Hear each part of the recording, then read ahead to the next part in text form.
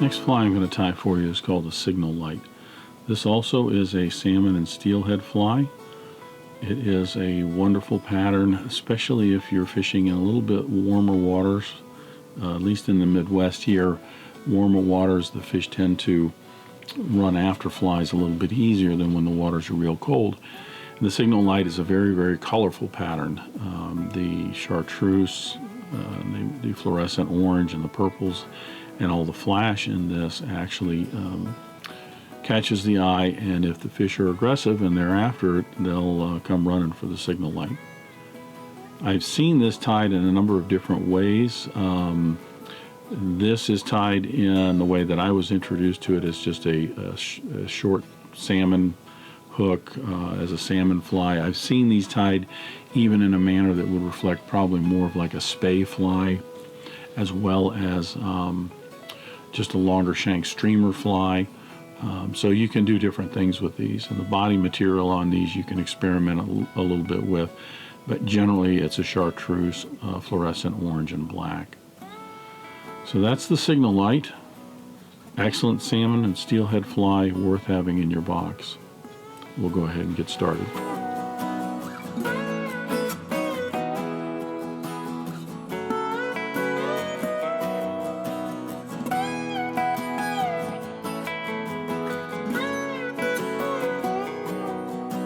Start the signal light by placing our hook in the vise. This is a Tiemco 7999 salmon hook. This is a size 4. I'm going to go ahead and debarb this hook, and I'm going to attach my thread. The thread I'm using is just a Danville 6/0 black.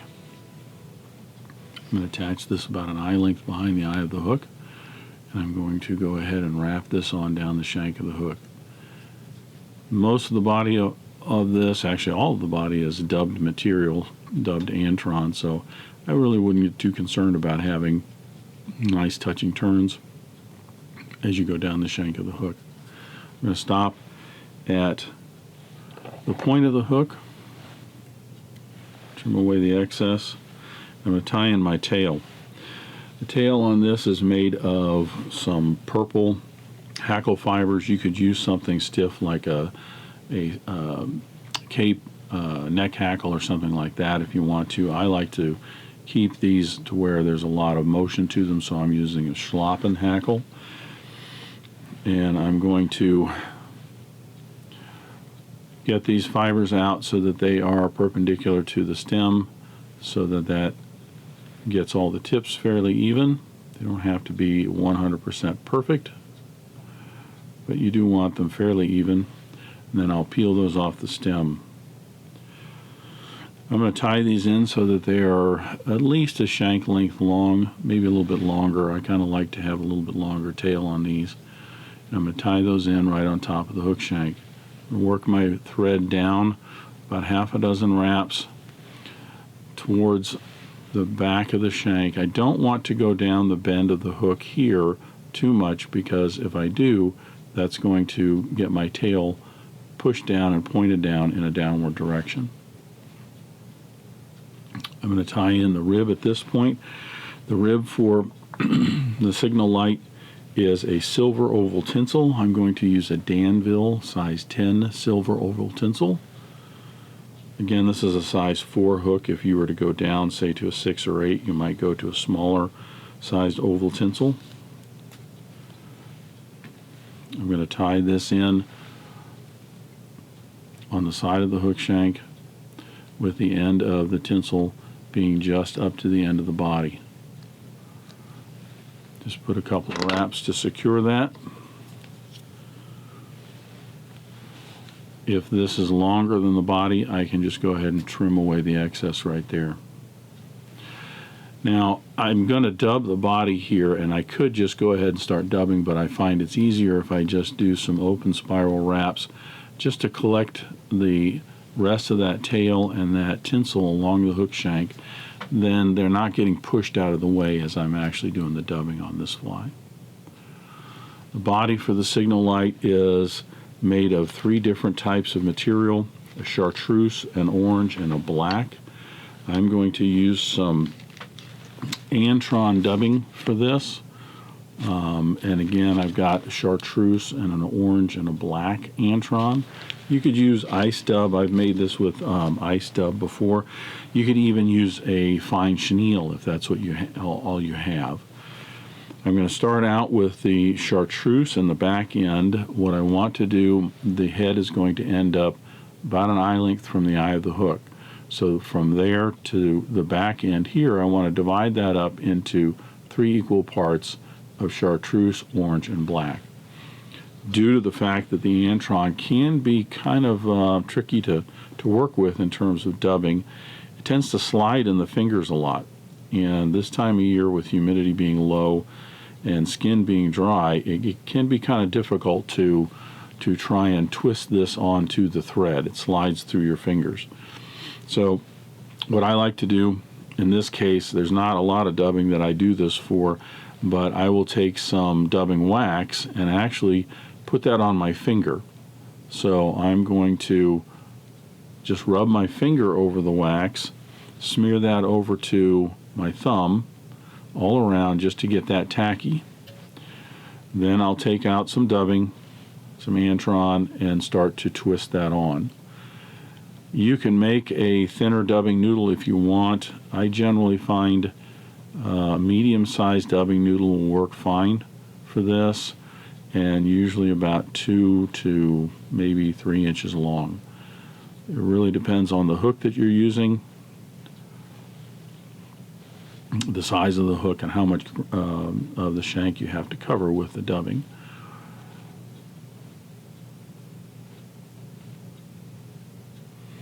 Just go ahead and keep working that a little bit. Add a little if you have to. Take away a little bit. But just get you a nice noodle. And then you're going to start wrapping this off the back end here. You are going to want to have a little bit of a taper, have it smaller in the back, and as you're working forward, it's going to get a little bit thicker and thicker.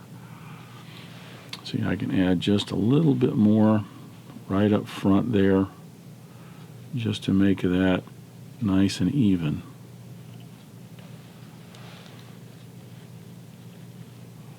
And then end with my thread right there. So that's the Chartreuse. Now we'll do the same thing with the orange, and then the same thing with the black.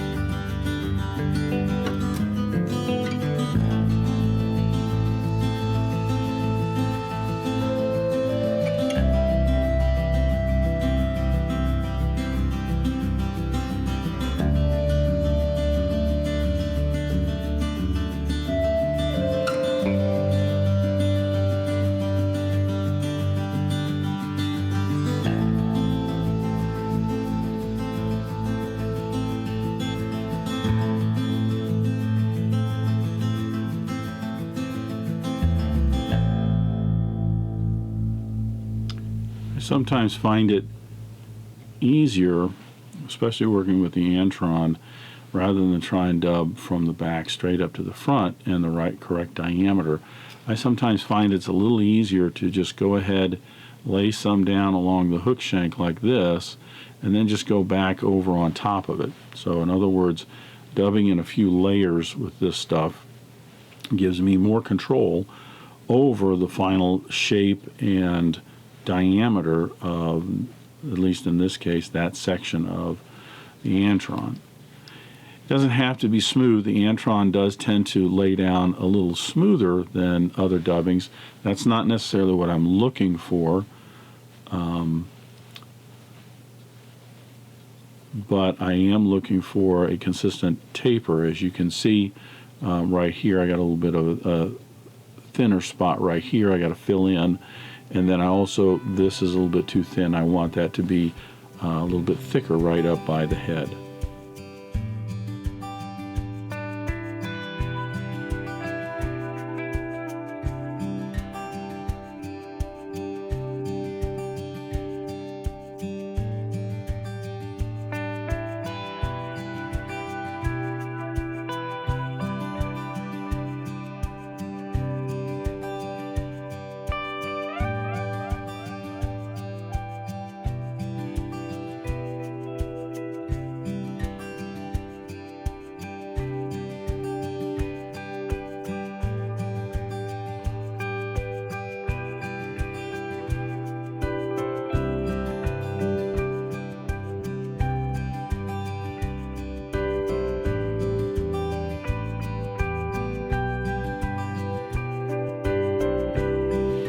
Take your time with it.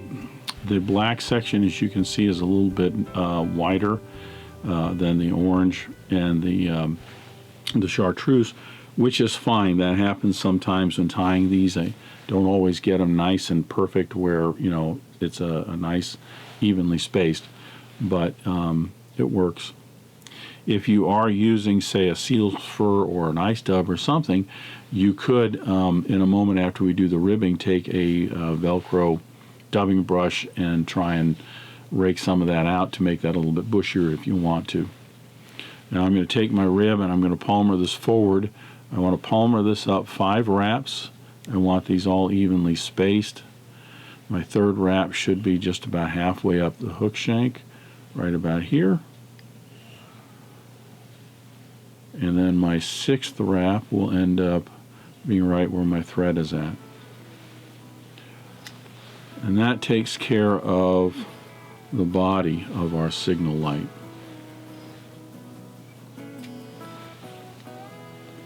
I'm going to tidy up the head space here a little bit, and then we will start to put in our wing and then our collar.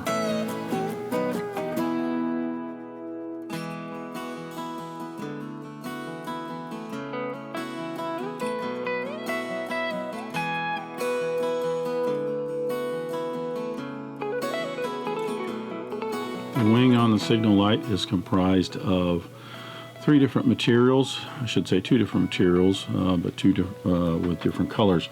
There is some flash underneath. I use a pearl flash accent and a red flash accent. You can use like a pearl crystal flash or a red crystal flash. And then the top of the wing is black Marabou. And then it has a collar of purple Schlappen. So to tie in the flash, what I'm going to do is I'm going to pick out some strands of the flash accent, and what I like to do is go ahead and get just 3 strands here.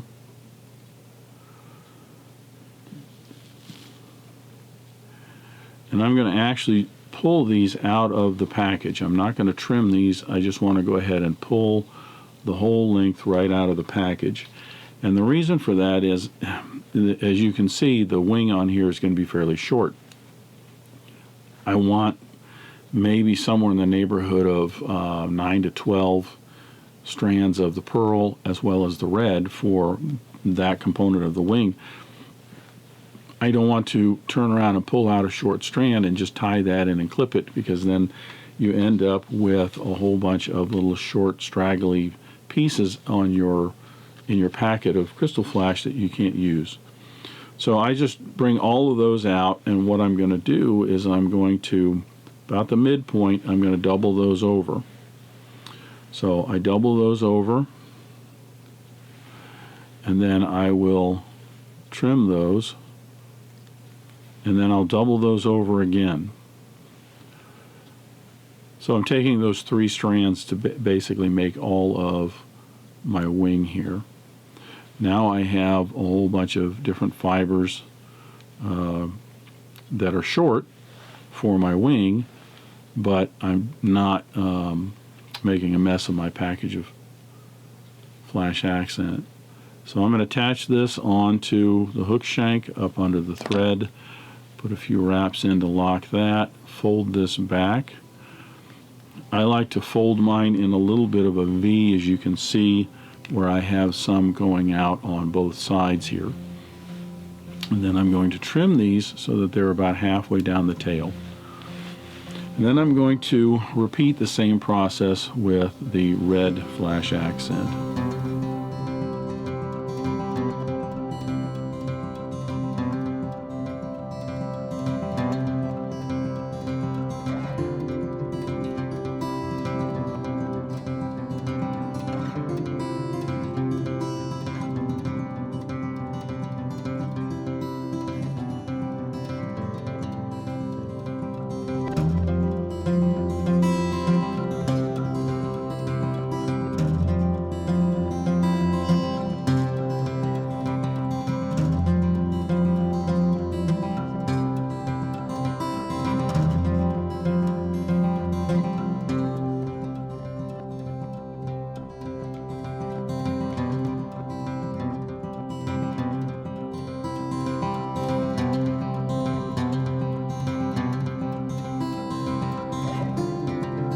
I end up with some of this flash accent that's a little bit shorter in here.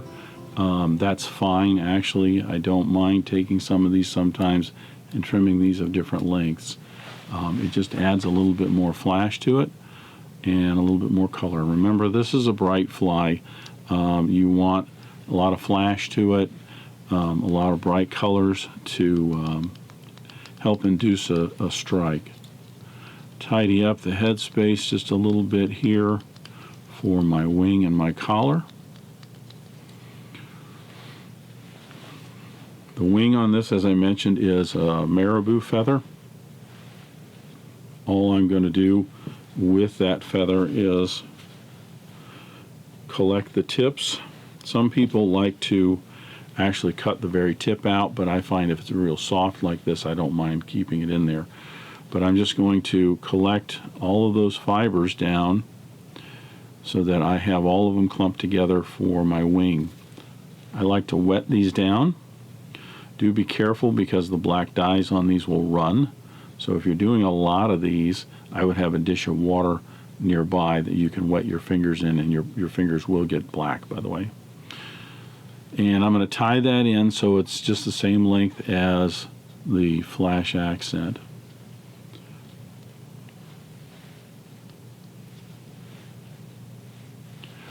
Three or four wraps to secure that, and then I will cut the rest off.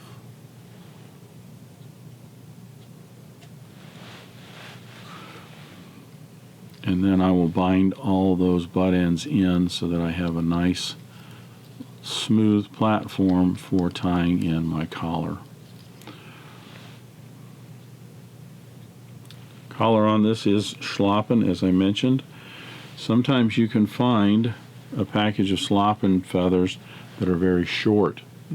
These, they usually say they're anywhere from 3 to 5 inches. And these work great for the signal light because of the fact that it's a short feather. You're only going to be using a small portion of the feather for 3 or 4 wraps, and you're not wasting it. If you have a real long feather, such as this one right here from a long package of Schlappen, then you might be wasting more of that feather. So I'm going to hold this by the tip, stroke these fibers back the opposite direction to separate them. I will trim off the rest of that so I have a little triangle right here to tie in. Tie that in the head space. Make certain that's anchored down well, and I'll leave my thread up here by the collar. I want to fold these fibers back as best I can. Wet your fingers again to help fold those and stroke those back. And then I'm going to palmer the collar around, as I mentioned, 3 to 4 times. Depends on the length of the fibers of your feather. It depends on how dense they are. It also depends on, how much of a collar you want on the fly. I tend to like something, I want some movement in this as it's going through the water with all that flash and everything else. I want, the fish to be seeing something that's actually got some life to it. So I'll get 2 or 3 wraps in to bind that in. Sometimes I'll get into some of the what are called, fluffy fibers down here towards the end of the tail or towards the end of the feather, and that's fine. Just adds a little bit more to it. Stroke these fibers back, and then I can tidy all of this up. I want to make certain that all of those hackle fibers are sweeping backwards, and then I will make certain it's all covered up. Yep.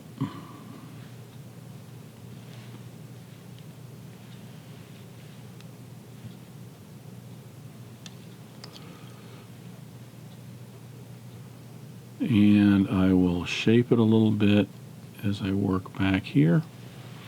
Now I'll flatten my thread out and I'm ready for a whip finish.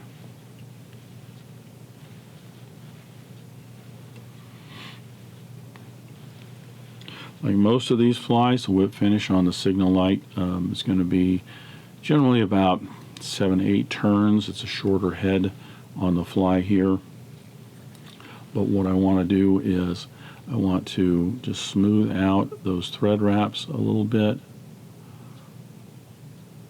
working from the back here.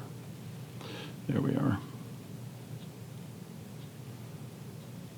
Nope, I'm catching in a little bit of Schlappen here.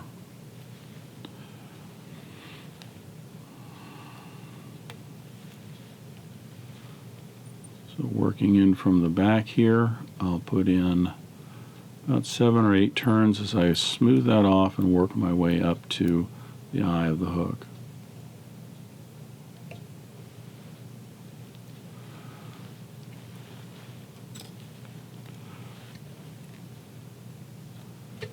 Trim away the excess. Now I'm ready to put the finish on my fly.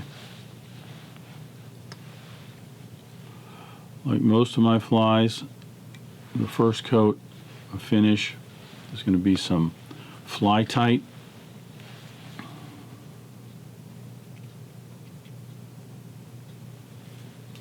It is a thinner head cement that will actually soak down into the threads and penetrate to seal that up and secure it.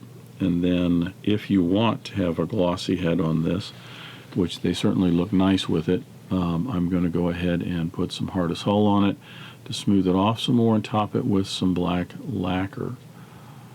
But at this point, we'll let that fly tight cure. And then once it is done, we'll go ahead and put some hardest hull on our signal light.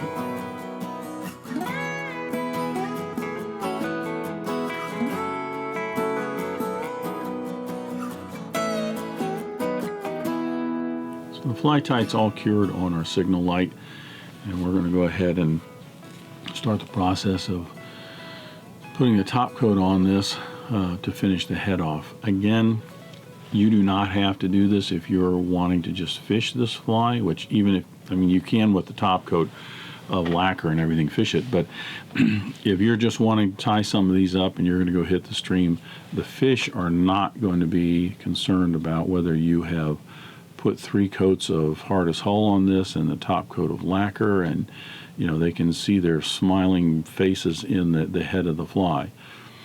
So this is more just for the aesthetics of it, for us people.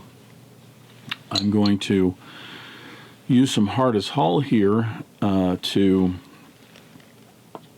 help kind of seal in the thread wraps. It gets in between the thread wraps and it fills in the gaps as it cures, and it does seal it up. It does soak in just a little bit, but not as much as the fly tight. This is more of a top coat and a filler that's very durable. If you wanted to, you could put 2 or 3 coats on the head just like that, and that would finish the fly. It would be just fine. But this coat right here will actually shrink down to the thread wraps as it cures, and it will fill in the gaps. But when it's all dry, you'll be able to see little ridges from the thread wrap. So it's going to take another coat and maybe a third if you just want to use the hardest hull. I will put another coat of hardest hull on this and then top that with some black lacquer. I just like the look of the black lacquer. But anyway, that is the signal light. It's a great steelhead fly, great salmon fly, very colorful, so when you are fishing in generally a little bit warmer waters and you're looking for something to hopefully elicit a strike, get them kind of angry, pissed off, hungry, they see something with a lot of contrast and color to it and a lot of movement, and they just want to hammer it, Signal Light is a great fly. Thank you for joining me today. I hope you enjoyed this video and not only learned a new pattern, but maybe learned some new techniques and a few new skills. If you like this video, please hit that thumbs up button below. You can support Dressed Irons by hitting the subscribe button, and don't forget to hit the bell icon so you get notified when new videos are published.